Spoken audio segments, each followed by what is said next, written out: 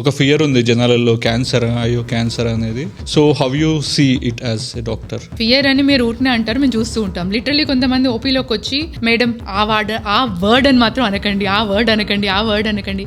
ఏం వర్డ్ అమ్మా అంటే క్యాన్సర్. సో చాలా మంది ఈవెన్ ఆ వర్డ్ అనడానికి కూడా చాలా హెజిటెన్సీ ఉంది.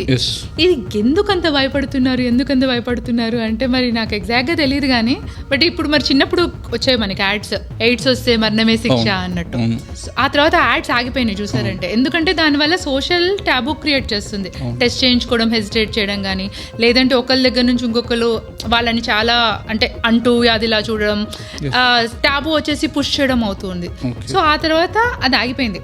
ఎయిడ్స్ వస్తే మరణమే శిక్ష అని. ఇప్పుడు మీరు చూసారంటే హెచ్ఐవితో సర్వైవల్ ఆల్మోస్ట్ 30-40 సంవత్సరాలు బతుకున్న చాలా మంది ఉన్నారు.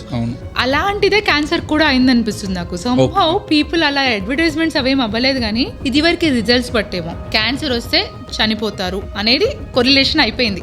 అది మారింది. ఆ విషయం ఇంకా జనాలకి సింక్ అవ్వట్లేదు, అందుకనే భయపడుతున్నారు.